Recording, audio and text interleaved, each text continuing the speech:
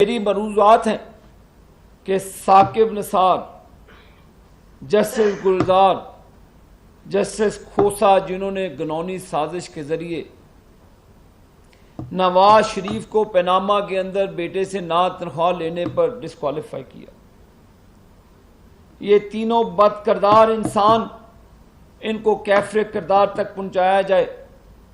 हुकूमत से मुतालबा किया है मैंने कि इनकी फिलफौर मुराद बंद की जाए, इनके जो मुफ्त की बिजली जाती है वो भी बंद की जाए। जो 20 से 25 लाख रुपए में महीने में ये तीनों अफराद पढ़ते हैं, फी बंदा 25 से 30 लाख रुपए में पढ़ता है, बंद किया जाए ये खेल।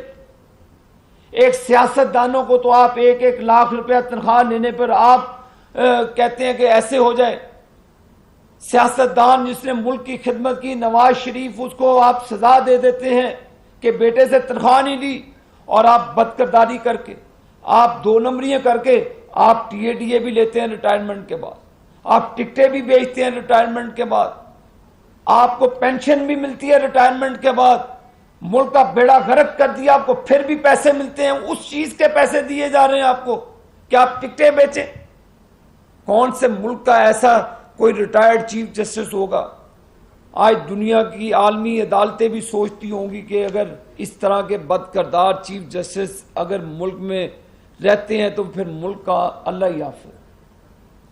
साकिब निसार जैसे बदकिरदार, बददियानत खाइन लोग, झूठे और बेशरम लोग अगर अदालत उज़्मा की मुकद्दस सवान में बैठकर पैसे लेकर फैसले करते हैं तो लानत है इस तरह के शख्सों पर, लानत है इस तरह के फैसलों पर। यह किरदार इन बदकिरदारों का है।